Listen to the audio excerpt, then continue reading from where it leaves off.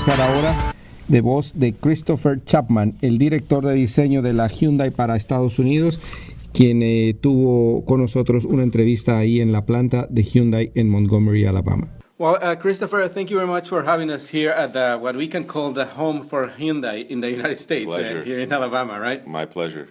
So, very important plan. Like, can we talk a little bit about the plan itself? I mean, I know you're in design, but your work, your previous work, comes to reality here. Yes, actually, we're the satellite studio. I represent the satellite studio in California in North America. So we're regionally based design, but we're as a group, as a Hyundai Motor Group, we're global players. So we work together all over the world. But primarily, our job is to monitor the North American trends and then supply the right type of product for North America. It's been the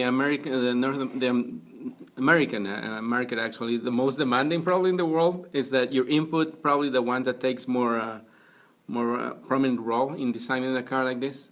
Oh, absolutely. I mean, it is our focus. I mean, the North American market is extremely important to the Hyundai Group. In some cases, it's a number one market for us to be considered. But we do, as a global design team, work together and compete against one another. So there could be competition that comes from Europe, it comes from Korea as well. We like to think that design is quite international, actually, so that design tastes, they differ from one region to another in some respects, but generally speaking, they're kind of merging into sort of a universal approach or a universal kind of acceptance. It's like, I guess, technology and the communications that are more immediate and more accessible for everybody in the world. That's a result of that a little bit, right? Absolutely. The world's getting smaller, for sure. I think technology can be, of course, a huge driver into the purchase regions of our customers, for sure. But I'm a big believer in kind of the pendulum theory where, you know, people can overreact with technology and then swing back to the other side and say, okay, let's calm down and let's see what's really needed. Well, especially in the last, 7 years since the iPhone came out, I think that pendulum went out of stride on one side. And then you can overreact, definitely, I think. But I think if you kind of focus on the car and what the car is meant to do and the fact that at the end of the day, it is a machine, you're not dealing with an entity that is necessarily a living thing, although as car designers or car people like to refer to them as living things. It's definitely... technology has its role, but it shouldn't be such a dominant factor that it takes your focus away from the road or your appreciation for driving. Yeah. So going back to this car and a little bit to the history of Hyundai, almost 30 years in the U.S. And this car is actually it's like the maturity stage of fluid sculpture philosophy design, right? That's correct. Yeah, we're in the process of sort of reintroducing fluidic sculpture in its new generation, its new state. We call it, I guess, typically or traditionally, fluidic sculpture is our overall philosophy. This is the sort of second generation, if you will, of that philosophy.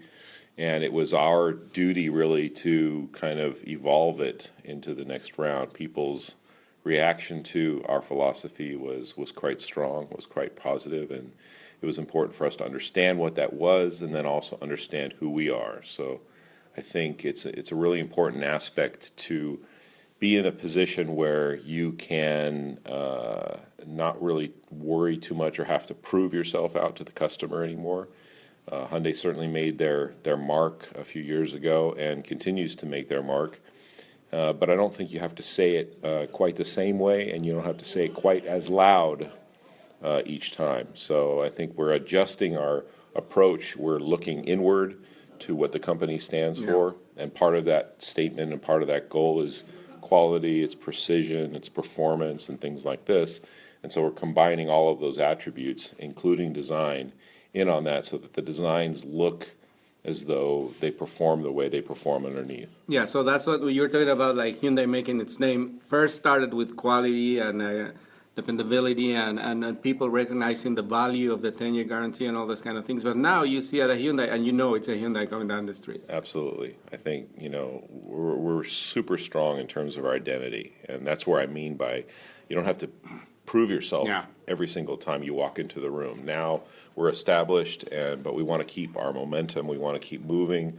We want to make sure that our design philosophy is intact, that our design philosophy doesn't change, but our design approach does, and Yeah. that we keep with the times and that we're true to who we are. Well, I'll tell you a little story about a friend who's moving back from New York to Miami and obviously needs a car in Miami, in New York, not so much.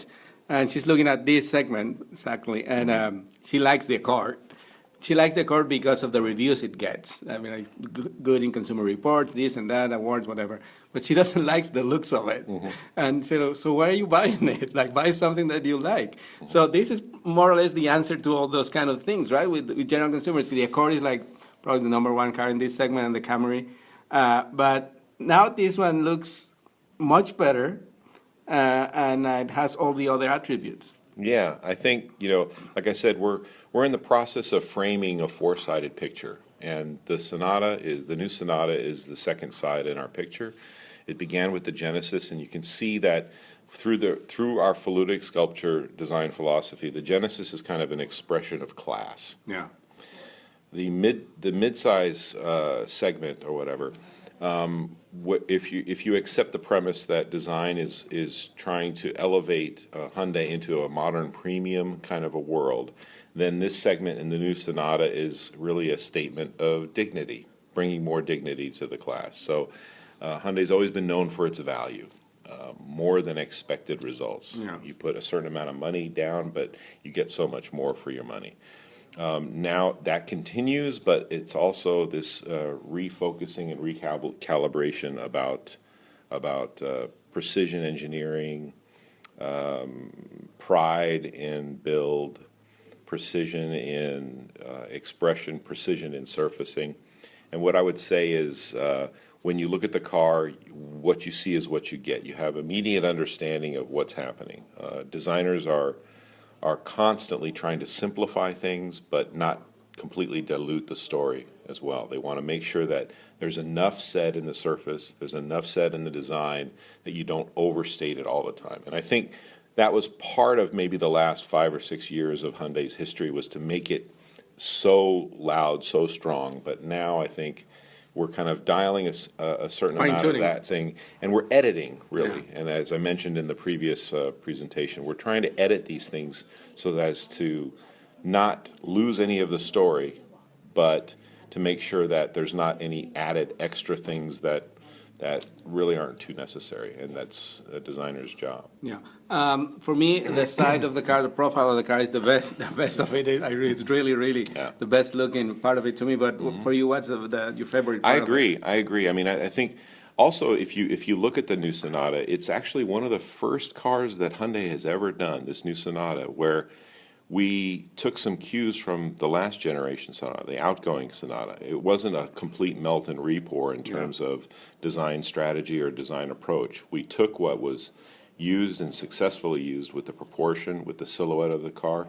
The old car and the new car, whatever, still have that very coupe-like center line towards the back, but still it's yet very, very roomy on the inside.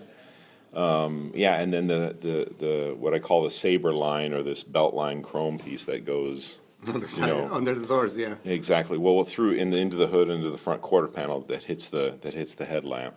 It's a wonderful signature element that Sonata created in the last generation, and we continued that forward going forward.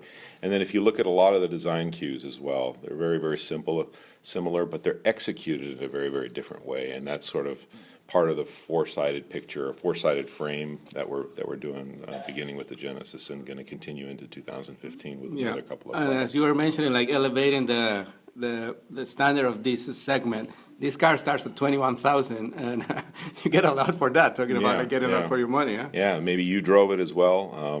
That you get a lot out of that four-cylinder engine in terms of pep. Also, particularly you ask about views, the rear view, the rear three-quarter of the view, I think is quite stunning as well. And we've addressed kind of a width issue that the previous generation car kind of had. It had a very rolled plan view in the rear, and now we're offering a much wider, more planted kind of stance in the rear.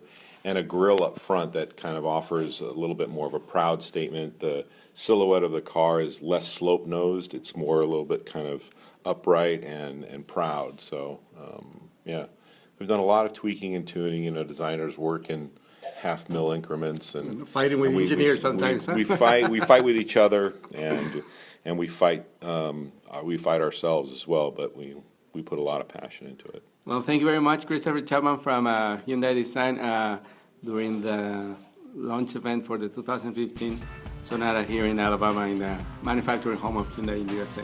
My pleasure. Thank you.